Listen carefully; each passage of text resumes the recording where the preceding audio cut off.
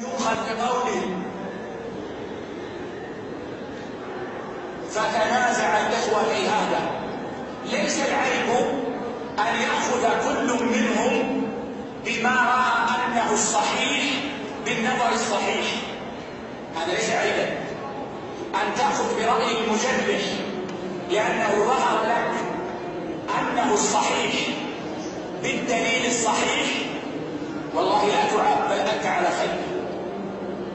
أو أن تأخذ برأي الموثق نافي التجريح بالدليل الصحيح فيما ظهر لك، والله ليس عيبا ولو خالفت قمما من أهل العلم، ما دمت لا تستبد برأيك، وإنما تأخذ برأي عالم من أهل الشأن.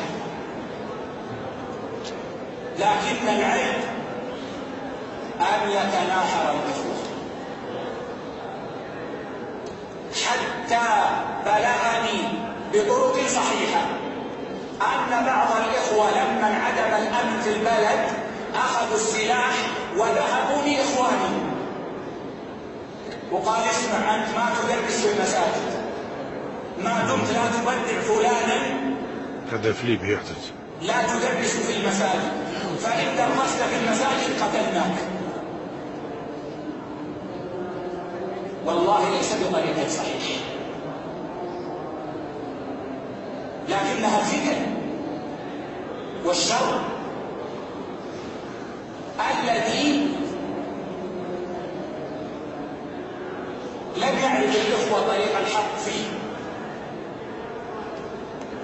فبعض الناس غلوا من الجانبين، فمنهم من يذم المجرحين ويصفهم بالمتشددين وينفر منهم،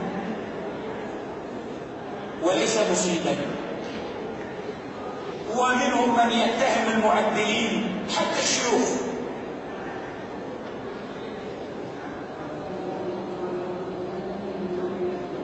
وبلغني أن هناك من يقول مثلا إن الشيخ ابن عثيمين رحمه الله لا يؤخذ بكلامه في الرجال ولو كان مفسرا. الشيخ العباد ما يصلح. سبحان الله، جبل السنة بالمدينة. الله أكبر الله أكبر. عالم صاحب سنة قلوا ما يصلح. سبحان الله، كيف ما يصلح؟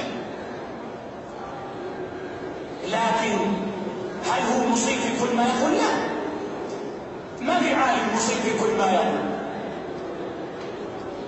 لكن إذا اختلف علماء أهل الشأن فالواجب تقوى الله، ما يجوز الانتصار لأحد لذاته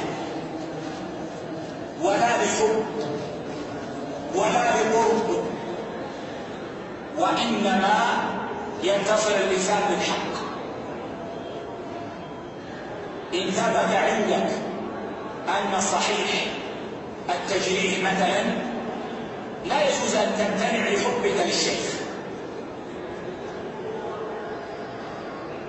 وإن ثبت عندك أن الصحيح التعديل، لا يجوز أن تجرح لحبك للمجرحين. والاعتدال اليوم صعب، والاتزان اليوم صعب،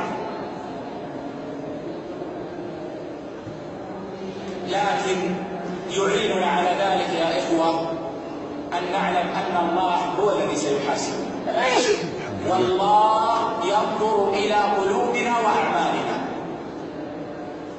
فنجتهد أن نلقى الله بقلوب سليمة وأعمال صحيحة.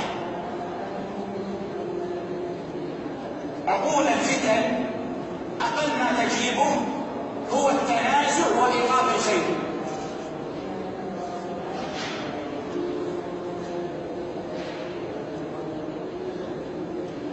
ولذلك قال النبي صلى الله عليه وسلم: العبادة في الحرج، لأن الغالب أن الفتن تقود إلى القتال.